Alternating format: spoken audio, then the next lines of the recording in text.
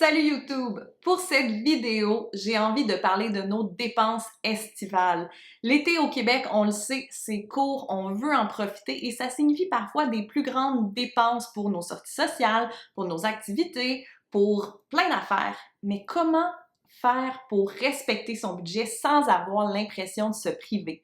J'ai 6 trucs faciles, accessibles, réalistes, tout pour vous aider à respecter votre budget tout au long de l'été. Alors, les voici. Mon premier truc, c'est de faire un calendrier de tous les projets et activités qui vont coûter des sous au cours de l'été. Si vous êtes visuel comme moi, de mettre ça sur un calendrier, de voir mois de juillet, telle dépense, mois d'août, telle dépense, ça permet de voir comment on peut jouer avec notre budget pour faire toutes les activités qui nous tentent tout en respectant notre budget. Ça va aussi nous permettre de voir si c'est vraiment réaliste de faire tout ce qu'on avait en tête.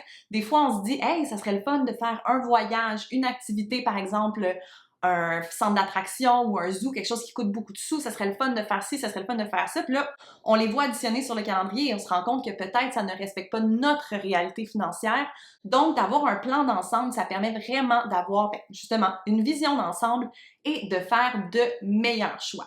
Mon deuxième truc, choisir comment se payer des petits luxes tout au long de l'été. Souvent, c'est le fun de se gâter, mais il faut pas se gâter et se mettre dans une position financière précaire. Alors, c'est quoi la solution? Est-ce que c'est d'utiliser les remises en argent de sa carte de crédit pour se payer quelque chose de spécial cet été? Est-ce que c'est votre anniversaire et vous pouvez demander aux gens autour de vous, plutôt que vous donner un cadeau physique, de vous inviter à un spa ou de vous inviter à une journée de road trip ou peu importe. Donc, posez-vous des questions sur c'est quoi les méthodes auxquelles vous pouvez accéder afin de faire des choses qui sont peut-être plus chères et qui ne vous mettront pas dans le pétrin financièrement. Présentement, l'été est déjà commencé, donc il est peut-être un petit peu tard pour commencer à mettre de l'argent de côté, mais selon le moment de l'année où vous regardez cette vidéo, peut-être que ce serait intéressant d'avoir un compte spécial activité estivale, prochain voyage, sortie avec la famille, peu importe, et vous mettez de l'argent tout au long de l'année, un petit montant qui va vous permettre de vous payer ces petits luxes-là une fois l'été arrivé. Une autre solution, si vous avez vraiment une idée en tête puis vous voulez pas y déroger, par exemple, aller au spa, aller à un restaurant X, c'est de vous demander est-ce qu'il y a moyen de modifier mes plans. Par exemple, pour les restaurants, souvent, il va y avoir des menus qui vont coûter moins cher le midi. Est-ce que c'est envisageable? Pour le spa, souvent, il va y avoir des jours de la semaine où ça coûte moins cher que d'autres, ou une promotion, si vous y allez à tel moment, bien, vous allez avoir un 2 pour 1 ou un 20% de rabais ou peu importe. Donc, est-ce que ça vaut la peine de modifier légèrement vos plans pour pouvoir vous permettre des activités qui sortent normalement de votre budget? Truc numéro 3, dire au revoir à toutes les dépenses liées aux écrans. Si vous êtes comme ben du monde au Québec, vous avez au moins un service de streaming en ce moment. Souvent plus 2, 3, 4, des fois 5, 6, 7, 8, vous avez le câble, vous avez toutes ces dépenses-là qui s'ajoutent à votre budget de façon mensuelle que vous êtes habitué de faire. Mais posez-vous la question, est-ce que vous regardez vraiment la télé l'été? Est-ce que ça vaut la peine de garder ces 10-15 $-là qui s'additionnent?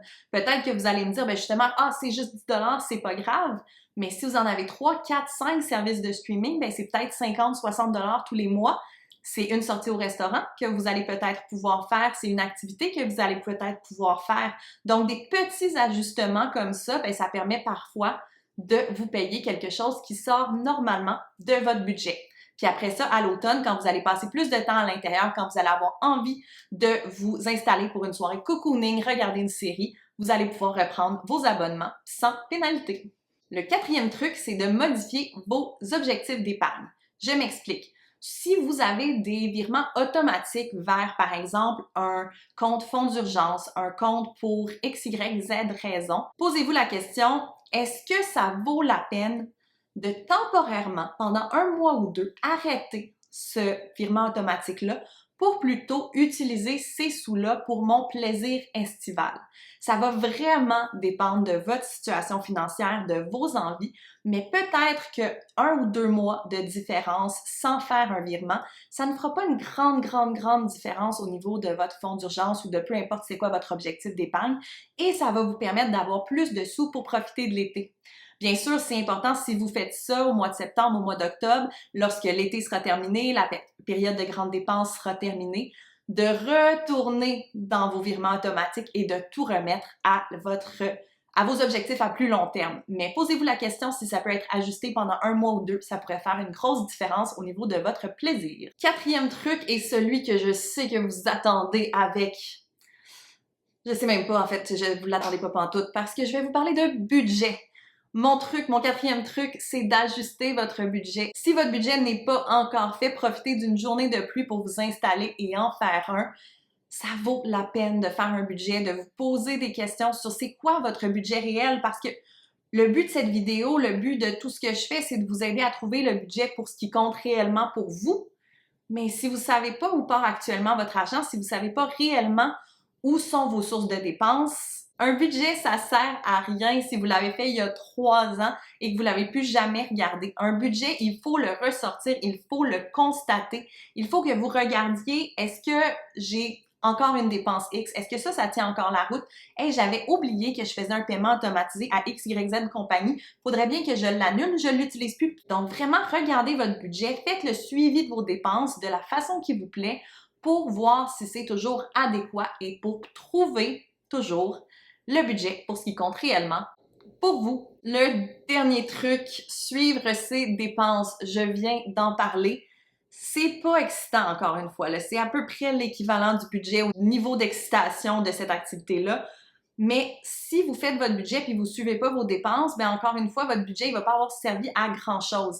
Éventuellement, quand ça fait plusieurs années que vous faites ça, peut-être que vous aurez plus besoin de faire un suivi très, très détaillé. Mais si vous êtes dans une période où plusieurs de vos dépenses changent, plusieurs de vos dépenses sont nouvelles, c'est super important de les traquer, de regarder, de vous assurer que ça correspond à vos moyens parce que vous allez tellement plus avoir de plaisir lors des activités que vous allez faire si vous savez que ça respecte vos moyens. Alors, j'espère que ce sujet vous a plu, que ces explications courtes, rapides, mais somme toute, je pense, complètes, vont vous permettre de trouver le budget pour ce qui compte pour vous cet été, donc de vraiment avoir l'impression de ne pas vous priver tout en respectant votre budget. Si le sujet vous intéresse, j'ai un billet de blog complet sur le sujet sur mon blog et donc avec beaucoup plus de détails, beaucoup plus d'exemples. J'ai également créé une petite infographie que j'ai partagée sur Instagram que vous pouvez partager en story pour aviser vos amis de votre intention de respecter votre budget tout au long de l'été. Et finalement, je vous invite donc à me rejoindre sur mon site web et à découvrir mes outils pour créer un budget ou encore pour suivre vos dépenses pour vous permettre de respecter votre budget tout au long de l'été tout en n'ayant jamais l'impression de vous priver. J'espère que cette vidéo vous a plu. Si c'est le cas, laissez-moi un petit thumbs up. Si vous n'êtes pas abonné à ma chaîne, je vous invite à vous y abonner dès maintenant. Et sur ce, moi, je vous dis à bientôt!